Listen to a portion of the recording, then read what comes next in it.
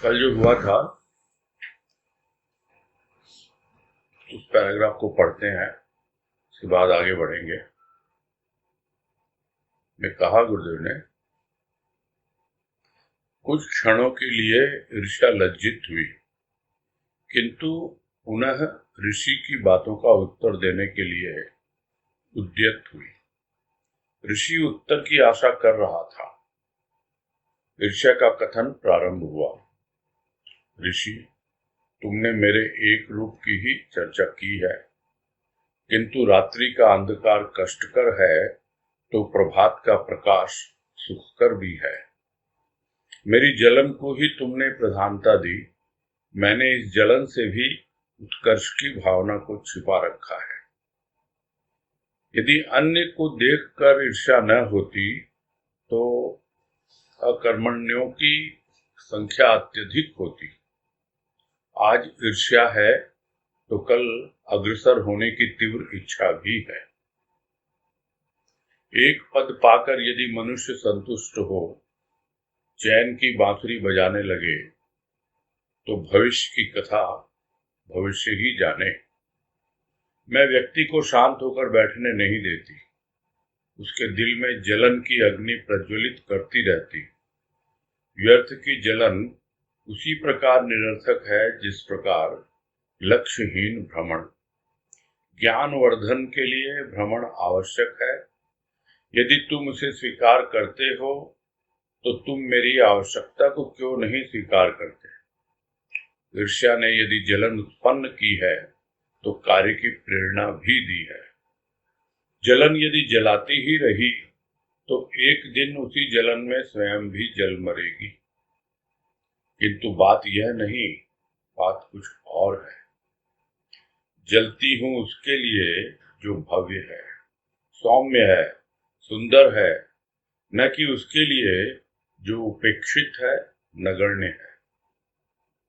मनुष्य कुछ होना चाहता है, परिस्थितिवश कुछ न हो पाया तो अभाव में दिल की ऐसी अवस्था हुई कि जलन उत्पन्न हुई।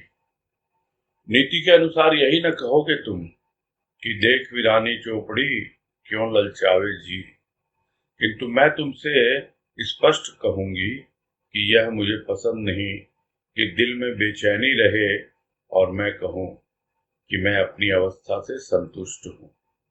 नहीं, मुझसे ऐसा कभी न होगा। मेरी जलन उन्नति के लिए है, न कि अवनति के लिए। और कल हमने यही एकमात्र पैराग्राफ लिया था जो काफी लंबा था और समय भी गुरुदेव की कृपा से इस पे दिया गया। और पुनः इसको संक्षेप में हम समझ लें कि ईर्ष्या जो है वो अपना जो पॉजिटिव एस्पेक्ट है उसका, यानी जो सकारात्मकता छिपी हुई है नकारात्मकता में, उस सकारात्मकता की ओर ध्यान दिला रही है ऋषि का। अन्यथा सब समझते हैं कि जो विकार हैं वो सब बेकार है, किंतु पूरी सृष्टि में कुछ भी बेकार नहीं, यह हम सुनते आए हैं।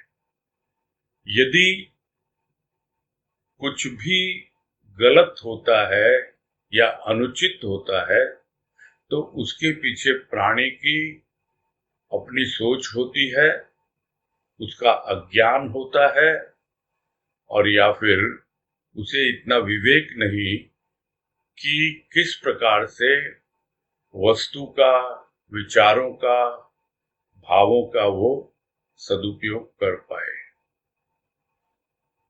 और इसीलिए एक और ऋषि कह रहा है, एक और ईर्ष्या कह रही है, और हम इन दोनों के वार्तालाप से जो हमें समझ में आता है, जो हमारी आवश्यकताएं हैं, जो भी हमारी स्थिति परिस्थिति के अनुसार जरूरतें हैं, उनको काम में लेकर के बस आगे बढ़ जाएं। तो यहाँ ईर्ष्या क्या कह रही है? यही कह रही है कि तुमने सिर्फ एक ही रूप की चर्चा की है, और वो जो अंधकार है यानी जो तम है, और यही कहा जाता है कि जितने भी विकार हैं वो तमोगुणी होते हैं। तो अंधकार को ही तुमने देखा है, किंतु दूसरी ओर जो प्रकाश है, जो उसका पॉजिटिव साइड है, तुमने सिर्फ नेगेटिव साइड को देखा, नकारात्मकता को देखा। उसके पीछे जो सकारात्मकता छिपी हुई है, उसको जब तुम देखोगे तब पता लगेगा कि जिसको तुम बार बार जलन कह रहे हो कि ईर्ष्या जलन पैदा करती है, किंतु इस जलन के पीछे ऊपर उठने की भावना भी छिपी हुई है, आगे बढ़ने की भावना, उन्नति करने की भावना, उत्कर्ष की भावना इसी जलन के पीछे छिपी हुई है। यदि किसी को देखकर प्राणी के भीतर जलन न होती, ईर्ष्या न होती, तो फिर वो आगे बढ़ने के लिए सोचता ही नहीं, अकर्मण्य होकर यानी बस आलस में पड़ा रहता। दूसरों को देखता है तरक्की करते हुए, आगे बढ़ते हुए, इसीलिए उसके भीतर भी आगे बढ़ने की भावना आती है। और यह कौन जगाती है? यह ईर्ष्या जगाती है। ऐसा ईर्ष्या देवी का वक्तव्य है। और यह भी समझा रही है ईर्ष्या कि आज यदि थोड़ा सा जलन का भाव आ रहा है तो क्या हो गया? यदि परिश्रम करे प्राणी, पुरुषार्थ करे, तो आगे बढ़ने के रास्ते भी खुल जाते हैं। हाँ, यदि आलस में पड़ा रहे और थोड़ा सा जलन करके बस सोचे अब कौन मेहनत करे, तब तो वो जलता ही रहेगा। किंतु यदि उससे प्रेरित होकर के आगे अगर बढ़े, तो उसके भीतर में अग्रसर होने की तीव्र इच्छा भी जाग जाती है। और यदि एक जगह पहुंच गया प्राणी, यदि एक पोस्ट पे आ गया, उसी में ज्यादा संतुष्ट हो गया, तो फिर और उसकी प्रोग्रेस कैसे होगी? और हायर पोस्ट और ऊंचे उसकी तरक्की कैसे होगी? यानी फिर भविष्य के बारे में क्या है, वो तो भविष्य ही जाने क्या होगा आगे। किंतु यह बात सही है कि ईर्ष्या किसी को शांत होकर बैठने नहीं देती। कुछ करो तभी तो आगे बढ़ोगे। दूसरे की बराबरी में आने के लिए उसके लिए तो करना ही पड़ता है, और ईर्ष्या उसके लिए ट्रिगर का काम करती है, यानी शुरुआत कर देती है। बस इतना ही हमें समझना है। शुरुआत हो जाए, बाद में जलन नहीं होनी चाहिए। बाद में तो हमें उससे प्रेरणा लेनी चाहिए, बल्कि एक प्रकार से एक प्रतियोगिता की भावना, कंपटीशन की भावना आनी चाहिए, एक हेल्दी कंपटीशन, कि अगर वो आगे बढ़ सकता है तो मैं क्यों नहीं बढ़ सकता। किंतु ऐसा होता कहाँ है? होता तो यही है, प्राणी भीतर ही भीतर जलता रहता है, कुछ कर नहीं पाता है। और उन्हीं सब बातों को और आगे गुरुदेव समझा रहे हैं कि ईर्ष्या कह रही है मुझे मेरी जरूरत है, ये कोई व्यर्थ की जलन नहीं है, बेकार नहीं है।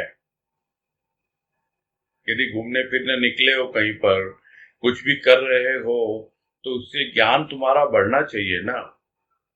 तो फिर, और यदि बिना लक्ष्य के कोई प्राणी अगर अपना जीवन बिता रहा है, तो वो तो व्यर्थ की जलन है, बेकार जल रहा है वो। अरे उसको लक्ष्य निर्धारित करना होगा कि मुझे अपने जीवन में क्या उपलब्ध करना है, तब जाके उसको उस दिशा में ज्ञान वर्धन होगा, यानी वो आगे बढ़ पाएगा।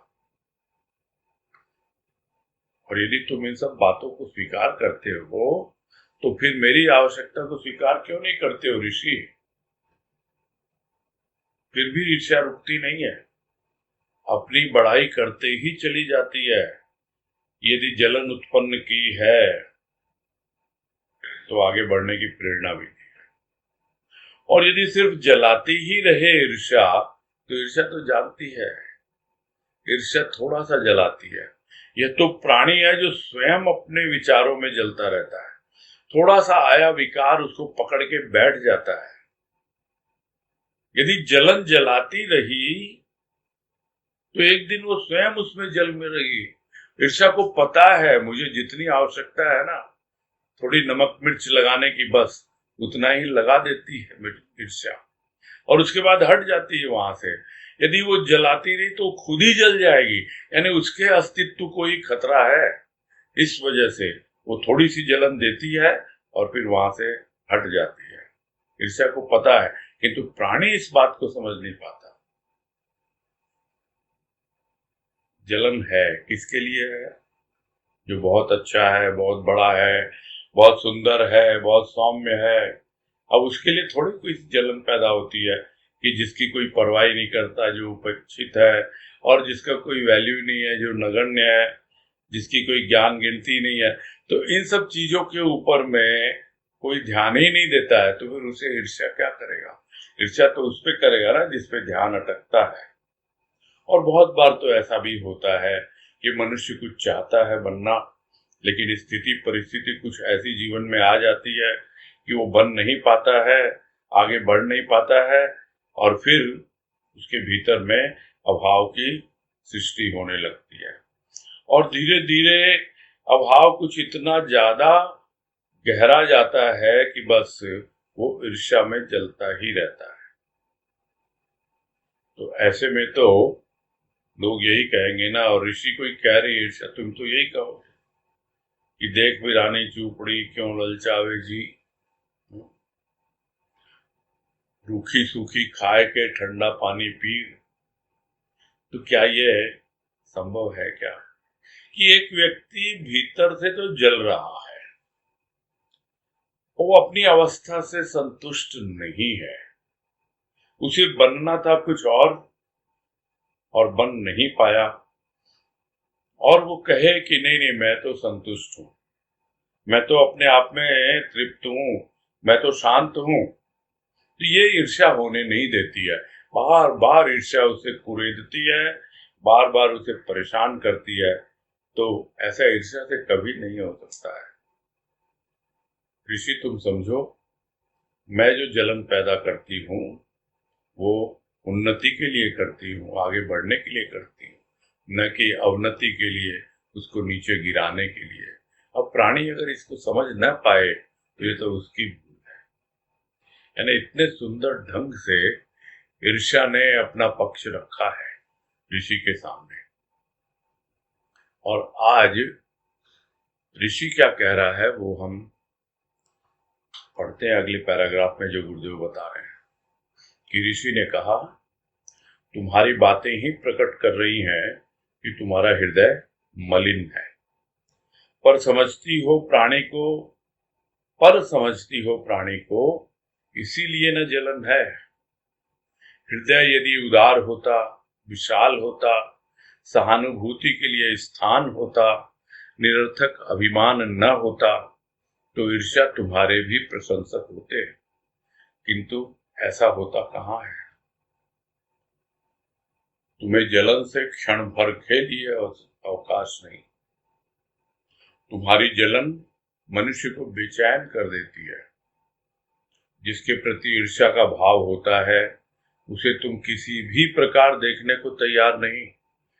जिस व्यक्ति के हृदय में प्रवेश करती हो वही अभागा जलता रहता है विचारों की भट्ठी में।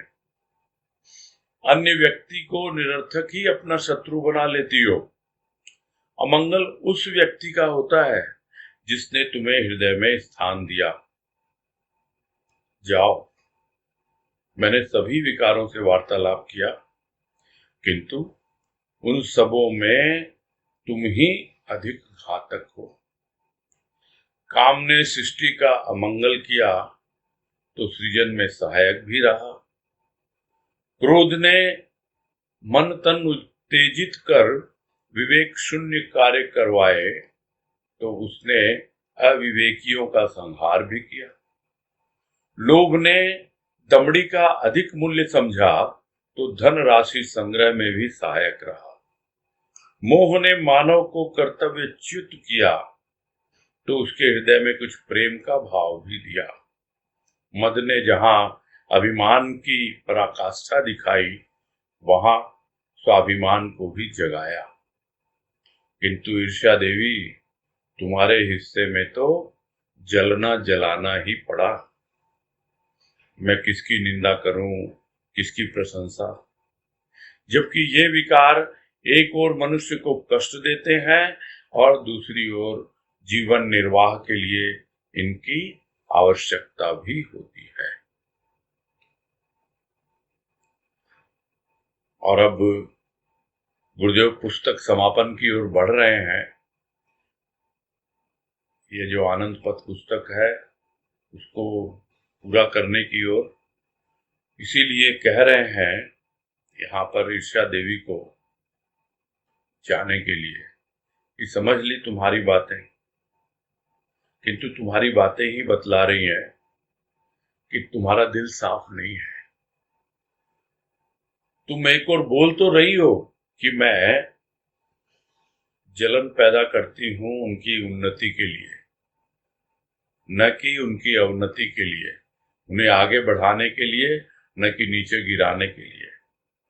किंतु तुम इस प्रकार से घेर लेती हो उनको क्योंकि तुम उनको पराया समझती हो, पर समझती हो तुम प्राणी को। इसीलिए जलन है। यानी जिस प्राणी के भीतर ईर्ष्या प्रवेश कर जाती है वो दूसरे प्राणी को दूसरा समझने लगता है। यहां ऋषि की दृष्टि गुरुदेव ने बहुत प्रारंभ में ही बताई कि वो चिंतन कर रहा है पर का, स्व का, और धीरे धीरे पूरा यह अनुभव पा रहा है कि इस पूरी सृष्टि में पर कुछ भी नहीं है, सब कुछ परमेश्वर का है और वो परमेश्वर मेरे भीतर है, वो मेरा स्व है। यानी सब कुछ स्व है पर कुछ भी नहीं है। तो जो समझता है पर किसी को, उसी के भीतर ईर्ष्या आएगी कि ये दूसरा आदमी तरक्की कर रहा है, मैं तो नहीं कर पा रहा हूं। ईर्ष्या आती है, प्रेरणा लो, उसको पकड़ के मत बैठ जाओ। अगर पकड़ के बैठ जाएगा प्राणी ईर्ष्या को तो उसका हृदय भी मलिन हो जाएगा, यानी मैल से भर जाएगा। यदि हृदय उदार होता, विशाल होता, तो क्या होता? फिर वो ईर्ष्या नहीं करता, सहानुभूति के लिए स्थान होता। यानी वो सबके साथ में सहानुभूति रखता, सिंपैथी रखता। लोग कहते हैं जो तुमसे नीचा है ना, जो गिरा हुआ है, जो उपेक्षित है, डाउन ट्रोडन बोलते हैं, उनके प्रति तुम सहानुभूति रखो। अपने जो तरक्की कर रहे हैं, जो आगे बढ़ रहे हैं, उनसे यदि हम सहानुभूति रखेंगे तो फिर क्या है, तो कहां से आगे बढ़ पाएंगे? तो सहानुभूति होती नहीं है। अपने आप ही ईर्ष्या देवी प्रभावित कर लेती है प्राणी को। इसलिए हृदय की उदारता अगर थोड़ी बहुत है वो भी नष्ट हो जाती है, जो विशालता है वो भी एकदम कम हो जाती है। प्राणी एकदम नैरो माइंडेड हो जाता है, अपने ही बारे में सोचने लगता है, तो दूसरों के लिए सहानुभूति कहाँ आएगी? और जो अभिमान है वो भी निरर्थक है। बिना बात का अभिमान कर रहा है कि मैं ये हूं, मैं वो हूं। तो अगर ये सब बातें नहीं होती ना लोगों में तुम्हारे कारण, तो लोग तुम्हारी प्रशंसा करते। ये तो तुम्हारा प्रभाव है कि लोग हृदय उदार नहीं रख पाते, सहानुभूति नहीं रख पाते, बहुत ही निम्न स्तर की उनकी विचारधारा हो जाती है और बेकार का घमंड करने लगते हैं। और यदि चलन से क्षण भर भी अवकाश मिलता तभी तो ये सब बातें सोच पाते। क्षण भर भी ऐसे लोगों को अवकाश नहीं मिल पाता है। तुम्हारी जलन तो ऐसी है कि मनुष्य को हमेशा बेचैन करके ही रखती है। कभी भी शांत होके नहीं बैठ पाता ऐसा प्राणी जो ईर्ष्या में जलता रहता है, और इससे किसी और का नुकसान नहीं होता है, नुकसान तो खुद का ही होता है। हम जिसके प्रति ईर्ष्या का भाव रखते हैं, हम उसको देखने के लिए तैयार ही नहीं होते। यानी वो जैसे ही सामने आता है, एकदम ईर्ष्या फिर पैदा हो जाती है। उसकी तरक्की देखने के लिए हम प्रस्तुत ही नहीं होते हैं, इतना प्रभाव देती है ईर्ष्या हमारे भीतर। तो हमने क्या दूसरे का क्या बिगाड़ लिया? दूसरे का कुछ नहीं बिगड़ता है। यदि कुछ बिगड़ता है तो खुद का ही बिगड़ता है कि जिस व्यक्ति के हृदय में ईर्ष्या प्रवेश करती है वो अभागा है। गुरुदेव यहाँ कह रहे हैं वो अभागा है, यानी भाग्यवान होते हुए भी ईर्ष्या के कारण अभागा बना बैठा है और जलता ही रहता है।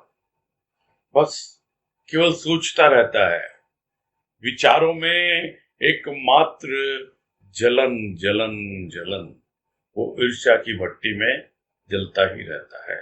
और विचारों की भट्टी कुछ ऐसी होती है दिखलाई देती नहीं है।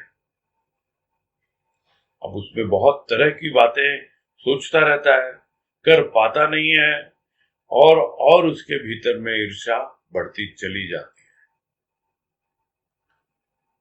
और दूसरा व्यक्ति, उसने क्या बिगाड़ा भाई तुम्हारा जो तरक्की कर रहा है? किंतु उस दूसरे को, अन्य व्यक्ति को बेकार में हम अपना शत्रु मान बैठते हैं। हमारा उससे कोई परिचय नहीं, कोई उससे वार्तालाप नहीं, उसने हमारा कुछ बिगाड़ा नहीं, कुछ भी हमसे उल्टा सीधा कहा नहीं, बस हम ईर्ष्या में जल रहे हैं और बिना बात का हम उसको अपना दुश्मन मान बैठते हैं। तो जो भी तुम्हें अपने हृदय में स्थान देगा उसका कभी मंगल तो हो ही नहीं सकता है, कभी उसका शुभ तो हो ही नहीं सकता है, बस भीतर ही भीतर जलाती रहती है उसको। और यही कह रहे हैं कि अब तुम भी विदा हो।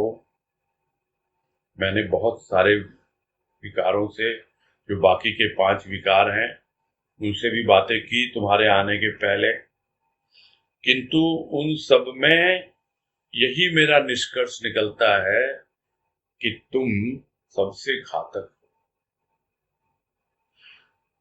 यानी गुरुदेव ने यही बतलाया ईर्ष्या को कि ये ईर्ष्या ऐसी है जो जलाती ज्यादा है और आगे बढ़ने की प्रेरणा कम देती है। और फिर अलग अलग जो भी विकार हैं उनके दोनों पक्ष हमारे सामने रख रहे हैं गुरुदेव, और संक्षेप में समझा भी रहे हैं कि जिस प्रकार काम ने सृष्टि का अमंगल किया है, उल्टे सीधे काम करवाए हैं, कामना वासना के वशीभूत होकर न जाने लोग कितना दूसरों का नुकसान कर बैठते हैं, और पूरी सृष्टि में जितना भी उल्टा सीधा काम हो रहा है उसके पीछे ये कामना वासना का बहुत बड़ा हाथ होता है।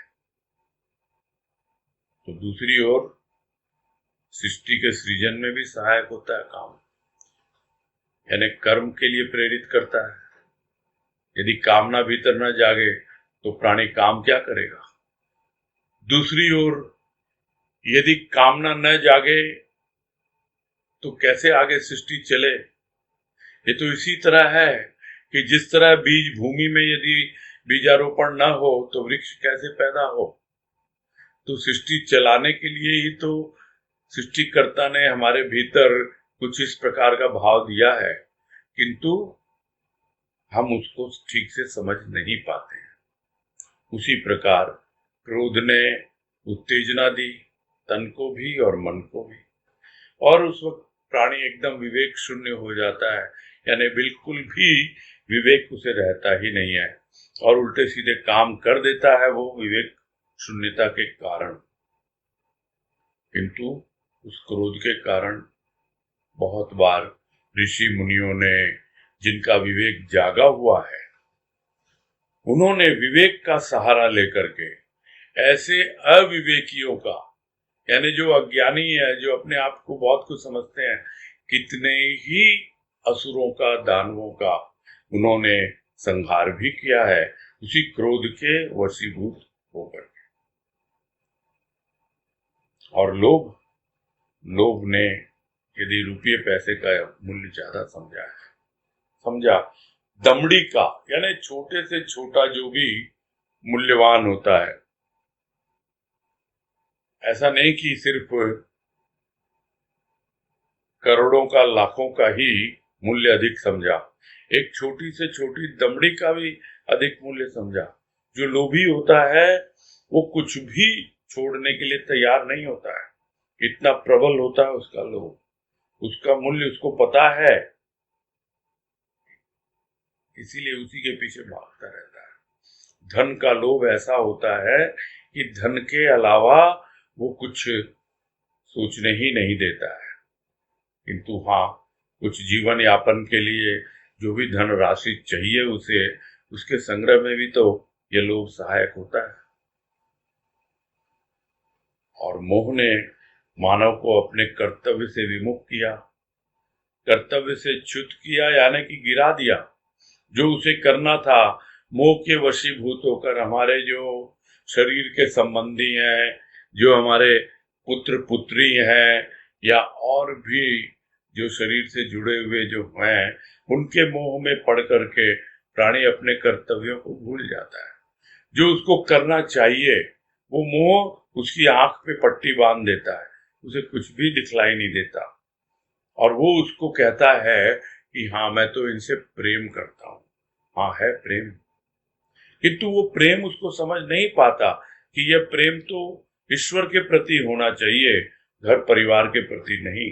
इसीलिए उसका जो वास्तविक कर्तव्य है प्रभु प्राप्ति का, उसको भूल करके वो घर संसार में ही रमा रहता है। यदि उस कर्तव्य से उसे नीचे गिराया भी, तो भी प्रेम का कुछ तो अंश है उसके अंदर, प्रेम का कुछ तो भाव है जो उसे आगे बढ़ा सकता है। और फिर मद तो है ही अभिमान, अहंकार, उसकी पराकाष्ठा दिखलाई देती है मद में, उस अभिमान की। लेकिन यदि उसको सही ढंग से ले समझे तो उसका जो एक अच्छा रूप हो सकता है, जो स्वाभिमान के रूप में हो सकता है। जिस तरह से गुरुदेव ने उदाहरण दिया कि जो देशभक्त होते हैं, जो स्वाभिमानी होते हैं, जो अपनी आन के लिए मर मिटते हैं, तो उसकी भी जागृति की है अभिमान ने। और यदि झूठा अहंकार है भी, तो धीरे धीरे उसकी शुद्धता जब होती है, तो हमारा जो सच्चा अहम है, जो हमारा वजूद है, अस्तित्व है, उसको भी समझने में सहायता मिलती है इस अहंकार के कारण। किंतु ईर्ष्या देवी, तुम्हारे हिस्से में तो जलना जलाना ही पड़ा, तुम क्या कर सकती हो? यदि परमात्मा ने तुमको ये काम दे दिया तो और मैं क्या कहूं, तुम्हारे हिस्से में तो यही बच गया कि तुम तो लोगों को जलाओ, खुद भी जलो। खुद जलोगी तभी दूसरों को जला पाओगे। तो मैं किसकी निंदा करूं, किसकी प्रशंसा, जबकि ये विकार एक और मनुष्य को कष्ट देते हैं, दूसरी ओर जीवन निर्वाह के लिए इनकी आवश्यकता भी होती है। बिल्कुल सही बात है। तो अंत में निष्कर्ष यही निकलता है कि किसकी प्रशंसा करे और किसकी निंदा। और यह सब पढ़ते पढ़ते मुझे तो याद आ रहा है कबीर दास का वो दोहा, वो साखी, जिसमें कहते हैं, कबीरा खड़ा बाजार में मांगे सबकी खैर, ना काहू से दोस्ती ना काहू से बैर। अब उन्होंने किस परिप्रेक्ष्य में कहा होगा पता नहीं, किंतु यहां पर यह बहुत ही सटीक बैठता है कि हम तो विचारों के बाजार में खड़े हैं, जहां पर विकार भी हैं, जहां पर भाव भी है। वही विचार जब नीचे गिरते हैं तो विकार बन जाते हैं, और वही विचार जब ऊपर उठते हैं तो भाव बन जाते हैं। किंतु निष्पक्ष और तटस्थ होकर जो प्राणी जीवन जीता है वो अपने आप ही लेन देन में सहज हो जाता है। कल ही किसी के साथ वाणी हो रही थी कि जब तक यह लेन देन रहेगा तब तक कुछ करने का भाव रहेगा, कर्तापन का भाव रहता है प्राणी में। इसलिए ना काहू से दोस्ती ना काहू से बैर। हम चाहेंगे कि हम इन विकारों से कुछ काम ले लें, इतना सहज नहीं है इनको आमंत्रण देके बुलाना और उसके बाद में बिल्कुल शांतिपूर्ण ढंग से इनको विदा कर देना। कि क्रोध आया, बुलाया हमने, आ भाई, और फिर उसको शांति से विदा कर पाएंगे? होश में ही नहीं होंगे हम। सहज रूप से आते हैं, बहुत संभल करके, तो न तो किसी से दोस्ती है और न किसी से बैर है। जबकि हमारे ऋषि मुनियों ने, पूर्वजों ने इन विकारों को रिपु कहा है। रिपु यानी शत्रु। तो यहां तो किसी से भी दोस्ती भी नहीं है और ना किसी से वैर है, न तो कोई शत्रु है और न कोई मित्र है। जब तक यह तटस्थता, यह सहजता जीवन में नहीं आ जाती है, तब तक गुरुदेव जो यहाँ कह रहे हैं कि मैं किसकी निंदा करूं और किसकी प्रशंसा करूं, कि एक और तो कष्ट देते हैं विकार, किंतु इनकी आवश्यकता भी है इस जीवन निर्वाह के लिए। जीवन जीने के लिए विकार की आवश्यकता भी है। अब यह तो प्राणी पर निर्भर करेगा कि वो कितना, किस ढंग से, किस तरीके से इनको काम में ले। और अब पुस्तक का जो है अंतिम पैराग्राफ रह गया, जिसमें कह रहे हैं गुरुदेव कि गुण अवगुण मिश्रित यह विश्व अनेक विपरीत विचारधाराओं का क्रीड़ा स्थल बना हुआ है। इसके प्रत्येक कार्य एक ओर सार्थक तथा दूसरी ओर निरर्थक प्रतीत होते हैं।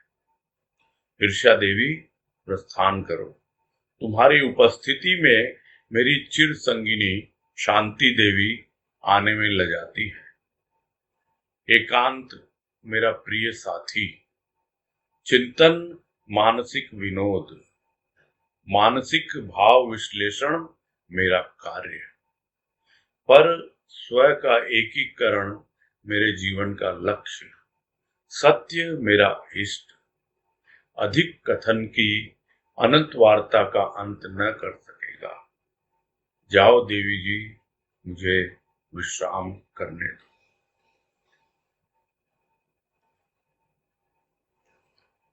और यही समझा रहे हैं गुरुदेव कि वो क्या चाहते हैं और क्या उनका जीवन है, क्या उनकी जीवन शैली है, और किस प्रकार से हमें भी उसी तरह से अपने जीवन का निर्वाह करना चाहिए।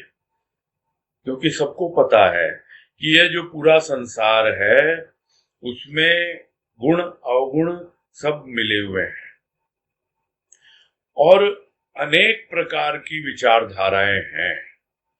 जैसे शुरू में बात हुई थी कि ऐसा भी तो लोग कहते हैं कि भाई उधार लेके घी पियो, जब शायद रुपये पैसे की बात आ रही थी, लोभ की बात हो रही थी तब। तो ऐसे मानने वाले भी हैं कि उधार लेके घी पियो, और आजकल तो उधार लेना बड़ा कॉमन हो गया है, और कोई ना भी ले तो ये बैंक वाले, ये सरकार जबरदस्ती उधार दिलवा देती है।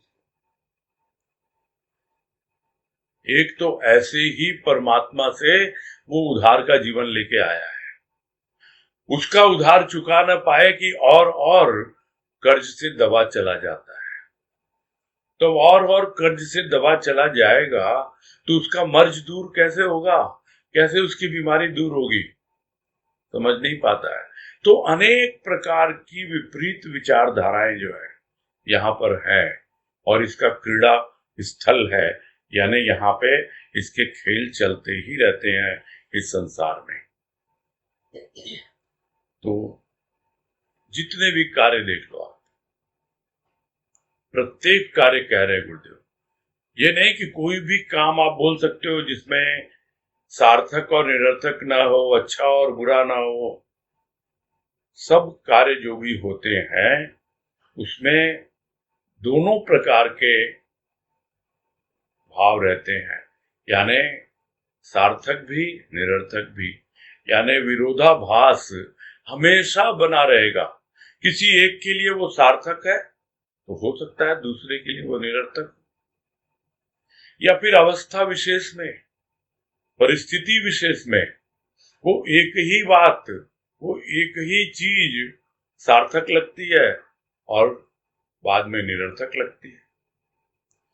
तो ये चलता रहता है, प्रत्येक स्थिति परिस्थिति, प्रत्येक कार्य, सब कुछ सार्थक निरर्थक, निरर्थक सार्थक, सुख दुख दुख सुख, दिन रात रात दिन, ये चलता ही रहता है। जो भी विरोधी चीजें हैं ये साथ साथ चलती रहेगी जीवन में। तो इसलिए क्या करो भैया, तुम ईर्ष्या देवी तुम तो जाओ, मेरी चिर संगिनी कौन है? शांति देवी।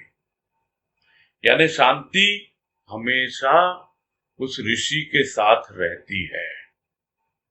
और गुरुदेव अपनी ही बात यहां लिख रहे हैं कि यदि ईर्ष्या रहेगी वहां पर उपस्थित तो फिर शांति रह नहीं पाएगी, या आने में सकुचाएगी या देर करेगी।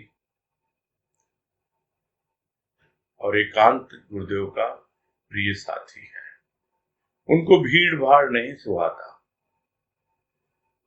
यदि लोग बैठे भी हैं तो वो तो अपने भीतर अपने एकांत में खो जाते हैं, क्योंकि एकांत ही उनका प्रिय साथी है। और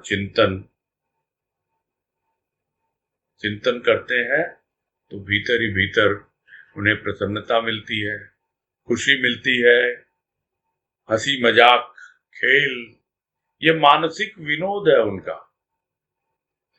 ऐसा नहीं है कि चिंतन कर रहे हैं, बहुत सिर पे जोर डाल रहे हैं, बहुत ज्यादा मेहनत करनी पड़ रही है। खेल खेल में, हंसी मजाक में वो चिंतन कर लेते हैं, मनन कर लेते हैं, सब समझ लेते हैं, और एक एक छोटे से छोटे मानसिक भाव का विश्लेषण करते रहते हैं। यही उनका कार्य है, यानी जीवन यापन का बिल्कुल सीधा साधा तरीका कि किस प्रकार से हमें अपना जीवन व्यतीत करना है। जब कभी अवसर मिले एकांत को अपना प्रिय साथी बनाएं, चिंतन मनन इस प्रकार करें कि कोई ज्यादा सिर पे बोझ न लें, समझने का प्रयास करें। हंसी खेल में बहुत कुछ समझ में आ जाता है, किंतु आपका कार्य क्या हो, जो भी मानसिक भाव उठ रहे हैं, विचार उठ रहे हैं, उनका विश्लेषण करना, यह गुरुदेव का कार्य है। और यही गुरुदेव हमसे भी चाहते हैं कि हम भी इसी पर ध्यान दें, इसी पर फोकस करें। और यदि उनकी कृपा से संभव हो तो जो आगे बता रहे हैं कि पर स्व का एकीकरण मेरे जीवन का लक्ष्य, यानी मेरे लिए कोई पर नहीं, सब स्व ही स्व है, कोई भी पराया नहीं, सब मेरे अपने ही हैं। और दोनों का एकीकरण हो जाए, यही उनके जीवन का लक्ष्य है, और यही लक्ष्य गुरुदेव हमें यहाँ समझा रहे हैं। और सत्य मेरा इष्ट है, मेरा इष्ट कोई व्यक्ति नहीं है। भले ही लोग कहें कि गुरुदेव के इष्ट है बाबा, किंतु उन्होंने बाबा में क्या देखा? सत्य स्वरूप देखा। उन्होंने ही हमें बतलाया कि संत कौन होता है। संत जो है सत्य का अवतार होता है, साक्षात सत्य यही यदि कहीं देखने को मिले तो वो संत के रूप में दिखता है। तो वो सत्य ही मेरा इष्ट है, और उस सत्य के साथ ही मैं हमेशा रहता हूं। भले ही तुम लोग उसको नाम दो सत्संग, ये सत्य के साथ ही हमेशा गुरुदेव रहे, अपने इष्ट के साथ रहे, वो सत्य ही उनका इष्ट। और इससे ज्यादा क्या कहें। तो ज्यादा कहना जो है, जो भी अनंत की वार्ता है, यानी जो अनंत भगवान, जो अनंत प्रभु, उसको कितनी ही बात कर लो आप, उसका कभी अंत नहीं है। तुलसीदास जी ने तो कहा, हरि अनंत, हरि कथा अनंता। तो वो खुद भी अनंत, उसकी कथा भी अनंत। तो कितना भी आप बात कर लो, कितना भी उसके बारे में हम समझ लें, सोच लें, कोई भी विषय ले लें, तो उससे क्या होगा। इससे कुछ भी अंत होने वाला नहीं है। मुझे तो अपना काम करना है। हे ईर्ष्या देवी, तुम विदा हो, अब मुझे विश्राम करने दो। थोड़ा विश्राम करूंगा, तब मैं शांत होऊंगा। यहां पर यह भी समझने लायक है कि जब तक प्राणी विश्राम में नहीं आता, तब तक शांति उससे कोसों दूर रहती है। विश्राम सिर्फ शरीर का नहीं, विश्राम मन का, बुद्धि का, पूरे अंतःकरण का विश्राम। और जब सब कुछ विश्राम में आ जाता है, तब अपने आप शांति आती है। और वो शांति जब आती है, तब आनंद कहीं दूर नहीं है। गुरुदेव ने तो कहा है, आनंद आनंद आनंद। किंतु जैसा भाव इस नाचीज को दिया, और वो यही था, रिलैक्स रिलैक्स रिलैक्स, विश्राम विश्राम विश्राम। तो जब तक प्राणी विश्राम में नहीं आएगा, तब तक आराम में नहीं आएगा, राम नहीं आएगा। हम बातें तो आनंद की करते हैं कि गुरुदेव ने हमेशा आनंद आनंद आनंद कहा, किंतु कितना आनंद ले पाते हैं, क्योंकि हम विश्राम में ही नहीं आते हैं, आराम में ही नहीं आते हैं। आराम में नहीं आएंगे तो शांति नहीं होगी, और जब शांत नहीं होंगे तो आनंद आएगा ही नहीं। हमें तो आनंद आता है उछल कूद में, हमें तो आनंद आता है शोरगुल में, हमें एकांत में कहाँ आनंद आता है। जिस दिन हम इस ढंग से जीवन जीने लगेंगे, जो गुरुदेव यहाँ कह रहे हैं कि एकांत मेरा प्रिय साथी, चिंतन मनन मानसिक विनोद, मानसिक भाव विश्लेषण मेरा कार्य, इतना भी अपना लेना, तो अपने आप ही हमें अपने जीवन का लक्ष्य मिल जाए, और हमें समझ में आ जाए कि हाँ, सत्य ही हमारा इष्ट है, सत्य ही हमेशा है। और बोलने को लोग बोल देते हैं, पूरे भारतवर्ष की अदालतों में पीछे लिखा रहता है, सत्यमेव जयते, यानी सत्य की जय हो। सत्य की जय हो या न हो, किंतु जो प्राणी सत्य को अपना के जीवन जीता है, यह बिल्कुल तय है कि वो जय पराजय के भाव से ऊपर उठ जाता है। वो बिल्कुल निष्पक्ष होकर, एक न्यायाधीश की तरह, जैसे न्यायाधीश निष्पक्ष और तटस्थ होता है, वो जीवन वो जीने लगता है, जब सत्य ही उसका आधार हो जाता है। बस यही संपूर्ण करते हैं इस पुस्तक को। गुरुदेव की कृपा है, और कल का एक दिन और रखते हैं। संक्षेप में पूरी पुस्तक के बारे में जितना कुछ हुआ, हम लोगों का आपस में डिस्कशन, जो चर्चा, और काफी दिन चली है ये, लगभग 1 महीने तक। आज 8 तारीख है, और जहां तक मुझे ध्यान में है 11-12 तारीख को स्टार्ट हुआ था। तो इतने दिन में हमें ये समझ में आ गया होगा काफी कुछ, कि किस प्रकार से हमें विकारों का साथ चाहिए, और कितना हमें उसको साथ में लेके चलना है। फिर भी कुछ बाकी रह गया, तो कल का हम पूरा दिन यानी 1 से 2 जो टाइम है हमारा, वो पूरा समय हम उसी चर्चा में लगाएंगे, इसी से संबंधित जो पुस्तक में गुरुदेव ने कहा है। हुँ? 1 मिनट लूंगा मैं, जरा थोड़ा पानी पी ले।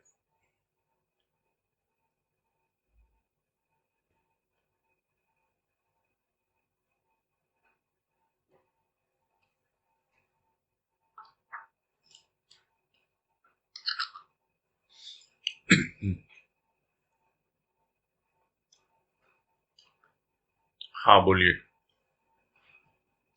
पूनम बगड़िया।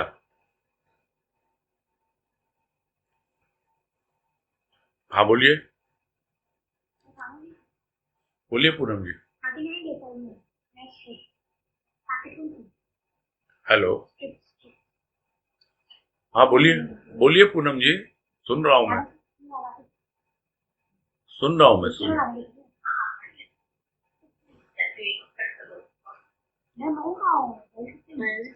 म्यूट करूं क्या? गलती से शायद हैंड रेज कर रहे हैं। अच्छा म्यूट कर दो इनको वापस।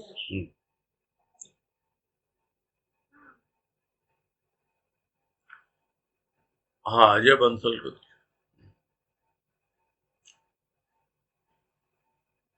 सत्य के बारे में जरा बताइए, क्योंकि सत्य क्या है? सत्य को इष्ट मानना मतलब क्या? एक होता है कि आदमी थोड़ा सच बोले, झूठ नहीं बोले, और इस तरह से एक सच वो समझ में आता है। तो ये जो सत्य को ही इष्ट मानना, ये क्या है? एक्चुअली कुछ बराबर समझ में नहीं आ रहा। सत्य जो है वो सृष्टिकर्ता का ही एक नाम है।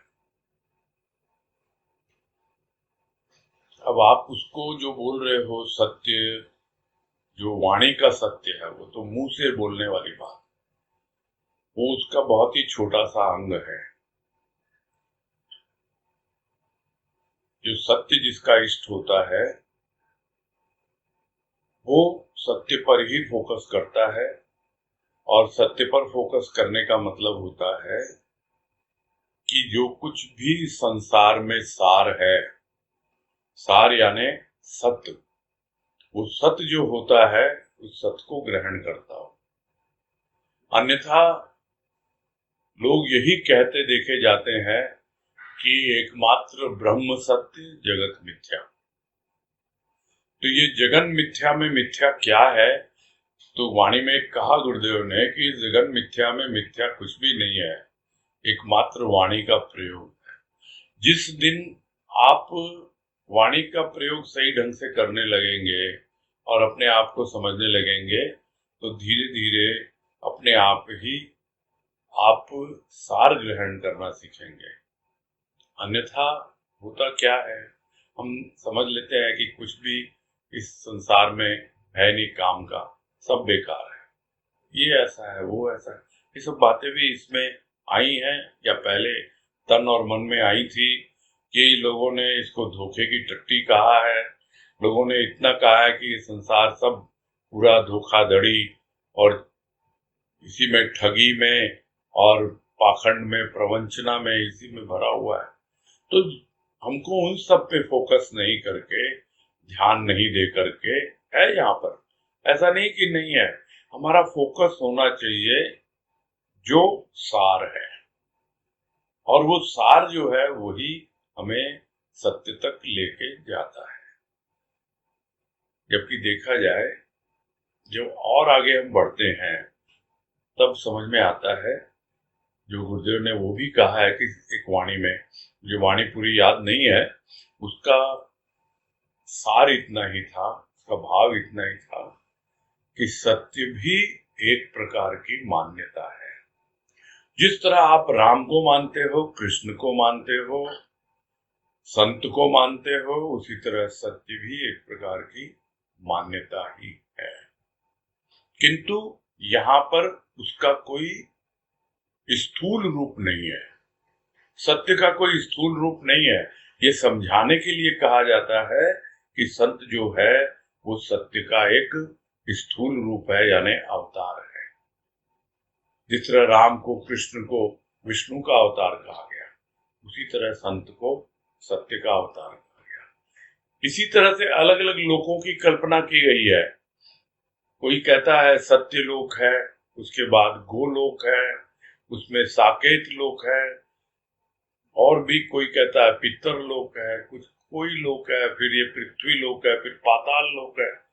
न जाने कितने लोकों की कल्पना की गई है कि सत्य लोक में सत्य है, गोलोक में कृष्ण जी है, साकेत लोक में राम जी हैं, पितर लोक में हमारे जो पितर हो गए हैं वो हैं, और इस तरह से अलग अलग कल्पनाएं हैं। तो ये भी एक प्रकार की मान्यता है, जैसा गुरुदेव ने हमें समझाया कि भगवान कहाँ रहता है। तो आप ये समझ सकते हो कि सत्य भी भगवान का ही एक रूप है, एक मान्यता है। समझ में ये जो बोलते हैं एक तरह का डिस्क्रिमिनेशन कि क्या इसेंशियल है क्या नॉन इसेंशियल है, ऐसा कुछ? हाँ जी, हाँ, आप अपना टारगेट पहले पार्ट होता है नॉन इसेंशियल। हाँ, वही इसेंशियल नॉन इसेंशियल, सार असार, वही बात है। इसेंशियल माने जरूरी है, इसेंशियल नहीं। सार का मतलब हुआ कि उसका क्या क्रक्स है, उसका क्या निचोड़ है आपका, है ना। जैसे नींबू का सार कहाँ है? नींबू सत में है। नींबू सत जो आपने यूज किया होगा, मालूम होगा आपको, है ना। उसमें पूरा सार होता है उसका, नींबू का। वैसे ही है, हर एक चीज का सार लीजिए, और जिस तरह नींबू तो बहुत निचोड़ेंगे, उसमें थोड़ा सा नींबू सत निकलता है ना। वैसे ही वो सार ग्रहण करके आप इकट्ठा करके रख दीजिए। और जैसे नींबू सत कभी भी काम में ले सकते हैं, और नींबू का रस तो बहुत जल्दी ऐसे खराब हो जाएगा, लेकिन वो नींबू सत खराब नहीं होता। तो ऐसे सार ग्रहण करके अपने पास रख लो, वही आप धीरे धीरे सत्य की ओर बढ़ते चले जाएंगे। ठीक है। हाँ भैया। हाँ, हरिओम। हाँ, नेक्स्ट है सुनीता बजाज।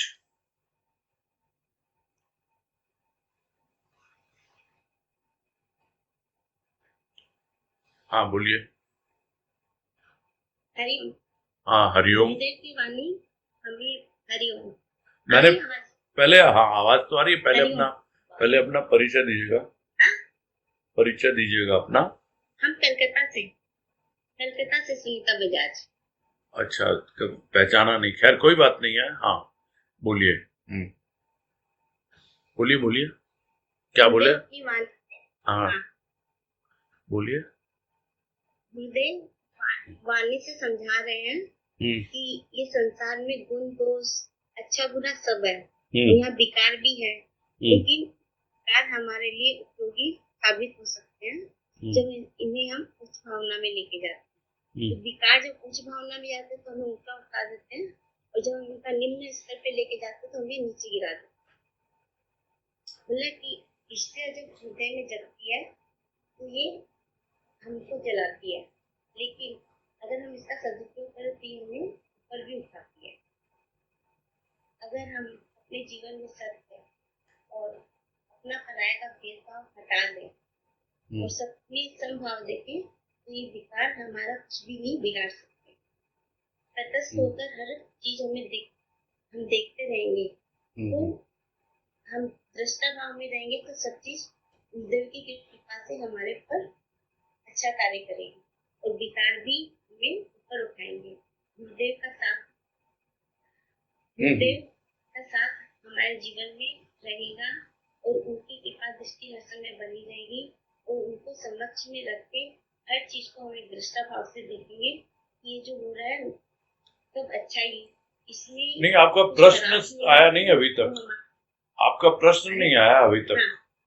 आपका प्रश्न क्या है ये बताइए ना। ये जो हम लोग रखते हैं ना, ये प्रश्नोत्तर के लिए रखते हैं। कोई जिज्ञासा हो तो हम अपनी जिज्ञासा रखें सामने कि हमको ये समझ में नहीं आया, ये समझना है। ये चर्चा के लिए रखा जाता है। हाँ, आपको जो समझ में आया आप वो बताते जा रहे हैं, अच्छी बात है, वो तो कोई बुराई नहीं है। अच्छा, लेकिन ये जो हम लोग रखते हैं ना, ये सॉरी। हाँ, ये आपस में अच्छा, प्रश्न उत्तर के लिए रखते हैं कि अगर हमारा कोई प्रश्न है, कोई जिज्ञासा है, वो हम रखें, उसको हम सॉल्व करें, है ना। आपने जो कहा वो बिल्कुल सही कहा है, समझ यही। गए।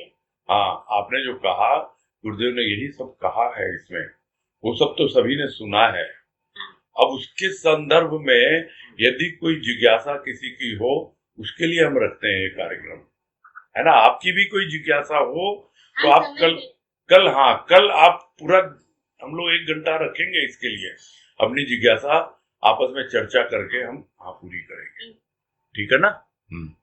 आप भैया हम समझ गए हाँ, जिज्ञासा के लिए, ठीक है। ठीक है। हाँ, नेक्स्ट अजय झुंझुनवाला। प्रणाम ताऊ जी, स्वाति बोल रहे हैं। हाँ, बोलो सर।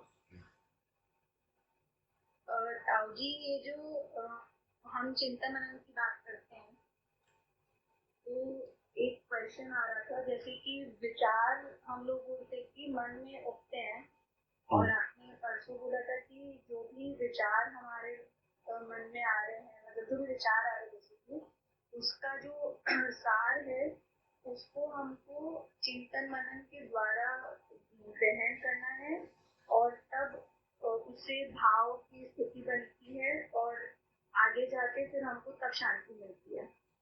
तो मतलब एक क्वेश्चन था कि चिंतन मनन, जैसे डिक्शनरी में हम लोग, मैं देखती थी, तो फिर ऐसे कंटेम्पलेशन को इंग्लिश में बोला जाता, लिखा में है, तो व्हाट मतलब चिंतन मनन, कंटेम्पलेशन लिखा था, चिंतन मनन मैंने कंसंट्रेशन टाइप किया इंग्लिश में। नहीं, क्या लिखा था? कंटेम्पलेशन। कॉन्टेम्पलेशन, अच्छा। हाँ, कंटेम्पलेशन। हाँ, समझ गया। हाँ, कॉन्टेम्पलेट करना। हाँ जी। हाँ, तो एक आ रहा था कि विचार मन में उठते हैं, और फिर चिंतन मनन हम अपनी बुद्धि से क्या उसको रिफाइन करने का जो प्रोसेस है, क्या वो चिंतन मनन है। ये थोड़ा मतलब चिंतन मनन से बेसिकली समझना था कि जो आरती गुरु जी बोले कि चिंतन मनन उनका मानसिक विमोचन, तो चिंतन मनन का प्रोसेस के बारे में थोड़ा समझना। देखो, बहुत कुछ सुनते हैं हम, अभी भी बहुत कुछ सुना है ना, इतने दिनों से, है ना। अब उसमें से जो हमें काम का लगता है, जो काम का लगता है, हम उस पर विचार करेंगे, और जो विचार करने की जो प्रक्रिया है, उसी को चिंतन मनन करते हैं। ठीक है, मन में विचार उठते हैं, एक तो उठते हैं, और एक विचार जो हमने सुने हैं, जो सुना हमने, हम उस पर भी तो विचार करेंगे ना, या कि बस सुनने के लिए सुन लिया हमने। जब उस पर विचार करते हैं, तब हमको समझ में आएगा कि इसमें हमारा काम का क्या है। गुरुदेव ने तो बहुत कुछ लिख दिया है इसमें, और भैया ने भी बहुत कुछ अपना जो समझ में आया बोल दिया है, लेकिन क्या सारा का सारा हमारे काम का है? क्या सारा का सारा हमें समझ में आ गया? अपने आप हम बोल देते हैं, नहीं नहीं, हमको सब समझ में आ गया। तो समझ में आ गया तो क्या वो आपका हो गया? आपका तो तब होगा जब आप उस पर चिंतन मनन करोगे। सिर्फ श्रवण से नहीं होता है, मनन से होता है। ये 3 प्रोसेस बताए गए हैं, श्रवण, मनन, निदिध्यासन। यानी पहले श्रवण कीजिए, सुनिए, फिर मनन कीजिए, और सिर्फ मनन से ही नहीं होगा, निदिध्यासन। निदिध्यासन मतलब आप उसको जीवन में उतारिए, उसका नित्य अध्यास कीजिए। जो बातें हुई थी विचार करने के लिए चिंतन मनन से करते हैं, जो काम का लगता है उसको रखते हैं, और फिर उसको और प्रगाढ़ करते हैं। उसको जैसे जैसे प्रगाढ़ करते जाएंगे तो वो भाव का रूप ग्रहण करता जाता है, और तब हमें लगता कि हाँ, हमें जो चाहिए ना, वो हमने ग्रहण कर लिया। ये तो ऐसा ही है जैसे कि कोई बुफे डिनर सजा हुआ है, आपने अपनी प्लेट में तो बहुत कुछ डाल लिया, जोश में डाल लिया, क्योंकि आपको पहले से पता नहीं है कि क्या आपकी चॉइस है कि नहीं है। डाल लिया ना तो आप सब तो खा नहीं पाओगे, सब भीतर खाओगे बदहजमी हो जाएगी। इसलिए उसमें से सेलेक्टिव वे में आप थोड़ा बहुत खाना शुरू करते हैं, और जिसका स्वाद आपको आने लगता है वो आप और फर्दर उस पर करते हो, वो नेक्स्ट टाइम उसी को चूज करोगे आप। तो जो भाव आपको अच्छा लगने लगता है, जो चिंतन मनन से जो आपको चीजें पसंद आने लगती हैं, आप नेक्स्ट टाइम उस पर फोकस करेंगे, तब जाकर के वो भाव और प्रगाढ़ होने लगता है। और इस तरीके से जब वो अंदर जाता है तब जाके हमें मानसिक शांति मिलती है। अब समझ में आ गया पूरा प्रोसेस? ताऊ जी, एक जैसे मतलब एक समझ रही हूँ कि सपोज वाणी है और उस वाणी का हम विश्लेषण करना चालू करते हैं, तो मतलब ऐसा तो जरूरी नहीं है कि हमने उस चीज को मतलब जो अनुभव किया हो या अनुभूति, मतलब अनुभव बेसिकली उसको किया हो, तो हम उस समय प्रोबेबली अगर कुछ एक्सप्लेन कर रहे हैं तो वो चीज हम अपने दिमाग से कर रहे हैं, मतलब जो हम सुनते हैं, जो समझते हैं, उसके बेसिस पे कर रहे हैं। तो वो चीज भी हम चिंतन मनन में काम कर सकते हैं क्या? मतलब हम जब सेल्फ अपने आप को टाइम दे रहे हैं, अगर उस समय हम इस प्रोसेस को करते हैं, तो क्या वो भी चिंतन मनन है? मतलब अपने वर्ड्स में चीजों को देखो, जब हम एक्सप्लेन कर रहे हैं उसके फोकस मैक्सिमम हो सकता है बुद्धि का ही हाँ एग्जैक्टली, मैं यही बोलने वाला था कि फोकस जो आपका होना चाहिए वो भाव पे होना चाहिए। बुद्धि जो है वो शब्दों के लेके आएगी, यहाँ से वहां से जो सुने हुए शब्द हैं, क्योंकि वाणी के भीतर जो भाव है, यदि आपने उस भाव को नहीं पकड़ा तो कितना ही सुनी सुनाई बातें बोल दो आप, यदि वो वाणी से संबंधित नहीं है तो वाणी का भाव स्पष्ट होगा नहीं, ना आपको हुआ है और न ही आप जिसके सामने बोल रहे हो उसको होगा। तो सर्वप्रथम तो भाव की अनुभूति होनी चाहिए, और यदि आप सिर्फ ऐसे ही बोल रहे हो, सुनी सुनाई बातें, हो सकता है वो वाणी से संबंधित हों भी, तो वो सिर्फ और सिर्फ बुद्धि का विलास होगा, बौद्धिक विलास। बस आप बुद्धि के बल पे जो कुछ कह पाते हो कह रहे हो, और इससे ज्यादा कुछ नहीं। वो भाव तक नहीं लेके जाएगा, भाव पहले आना चाहिए, उसके बाद में बुद्धि पे पहुंचना चाहिए। शब्द मिलेंगे, भले ही सुने हुए मिले, पढ़े हुए मिले, कहीं से भी मिले, शब्द आ जाते हैं, भाव नहीं आता है। इसलिए भाव को पहले पकड़े, तब शब्द भी गुरुदेव अपने आप देंगे। समझ में आ रही ना बात? तो आपका फोकस भाव पे होना चाहिए, शब्दों पे नहीं, है ना? सॉरी जी, एक और चीज, मतलब जो हम भाव पकड़ने की बात कर रहे हैं, मतलब अगर सपोज मतलब खाली वाणी नहीं, कोई भी चीज अगर है, तो अगर हम उसको पढ़ रहे हैं, उससे हमारे मन में जो फर्स्ट विचार उठ रहे हैं या जो उसका सार हमको समझ में आ रहा है, तो वो एक तरह की भाव है। मतलब हम उस चीज को कैसे डिफरेंशिएट करेंगे कि हम भाव से लिख रहे हैं उस चीज को, कि हम बुद्धि से उस चीज को लिखते हैं? ऐसा नहीं है कि भाव बुद्धि में नहीं होता है, आपका फोकस कहाँ है, आप पॉइंट को समझ नहीं पा रहे हो, पकड़ नहीं पा रहे हो। देखो क्या है, आपका फोकस भाव पे होना चाहिए। आप जब पढ़ते हो ना कुछ, मैं एक बात बता रहा हूं, आप एक उपन्यास पढ़ रहे हो, नॉवेल पढ़ रहे हो, ठीक है, पढ़ रहे हो ना, आप क्या उस पे वर्ड्स पे ध्यान देते हो, या जो ऑथर है, जो वो बोलना चाह रहा है, जो वो लिख रहा है, उस पे ध्यान देते हो? वो कुछ इस तरह से होती है वो नॉवेल की, आपका वर्ड्स पे ज्यादा ध्यान जाता ही नहीं है। आप जो भी घटनाक्रम जो वो एक्सप्रेस कर रहा है, आप उस वक्त इतना उसमें इन्वॉल्व हो जाते हैं, यानी कि as if you are writing that novel, यानी आप और ऑथर दोनों एकाकार हो जाते हैं उस अवस्था में। क्या ऐसा आपने अनुभव किया है जीवन में कभी? मैंने तो बहुत बार किया है, इवन उपन्यास पढ़ते हुए भी किया है, कि मुझ में और ऑथर में कोई फर्क नहीं है, और ऑथर वही होता है जो आपको उसमें बांध दे। और यदि वो आपका इंटरेस्ट वाला चीज नहीं है, कि आप जो बुक पढ़ रहे हो उसमें आपका इंटरेस्ट नहीं है, तो आप कभी भी उस ऑथर से जुड़ नहीं पाओगे।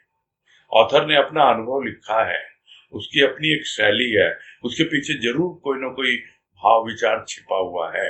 आप उससे जुड़िए, उसकी जो लैंग्वेज है, उसकी जो शैली है, उससे मत जुड़िए। अगर आप ये जो अभी जितना पढ़ा गया है ना आनंद पथ, है ना, नहीं मैं बता रहा हूं तुमको इसी का एग्जांपल देके, इसमें इतने कठिन शब्द हैं, साहित्यिक शब्द हैं, यदि आप उसमें ही घूमते रहेंगे ना तो गुरुदेव जो बोलना चाह रहे हैं, जो भाव हमको समझाना चाह रहे हैं, हम भूल कर भी कभी समझ ही नहीं पाएंगे जिंदगी। हमको भाव को पकड़ना है, और भाव को पकड़ के फिर शब्द कोई भी आए, कैसा भी आए, वो एक हमारा अपने अनुभव से, हमारे कितना शाब्दिक ज्ञान होगा, जितना वर्ड पावर हमारा होगा, उसके अनुसार से हम उसको एक्सप्रेस कर पाएंगे, अन्यथा हम नहीं कर पाएंगे। भाव उठते हैं, भाव का फोकस, भाव की जरूरत है, बहुत ज्यादा जरूरत है। उसके बाद में अगर शब्द आते हैं अच्छी बात है, नहीं आते हैं तो कोई बात नहीं है, और नहीं तो करो, अनेकों अनेक हैं। और उसी को कहा जाता है पांडित्य प्रदर्शन। एक एक श्लोक बोल देंगे गीता का, एक एक कहां से भागवत का लेके उठा के ले आएंगे, लेकिन उसके पीछे जो भाव है यदि वो उन्होंने नहीं समझा है तो सब कुछ निरर्थक है। तो भाव प्रधान है अपनी सत्संग में तो, और हम लोगों ने तो बचपन से यही सीखा है, यही समझा है, इसीलिए उसी को प्रोपगेट कर रहा हूं मैं। ठीक है ना, क्लियर हो गई बातें? हाँ, फिर भी बाकी है तो कल करना, अब तो बहुत टाइम है कल, है ना, पूरा 1 घंटा है, नोट कर लो। और जिन लोगों ने हाथ अभी खड़े कर रखे हैं, तनुश्री शर्मा और चंदा देवी, उनको भी मेरा यही रिक्वेस्ट है कि कल का पूरा 1 घंटा चर्चा के लिए है, जो भी अभी तक हुआ है उसमें, और आप जो है कल ही बात करेंगे, आज का समय ऑलरेडी पूरा हो चुका है। ये तो जो बात चल रही थी उसको पूरा करना आवश्यक था, इसलिए पूरा किया गया, है ना। ठीक है, अपने प्रश्न जो भी है, जिज्ञासा जो भी, कल हम लोग उस पर चर्चा करेंगे 1 by 1। ठीक है, हाँ, अभी पूरा करते हैं।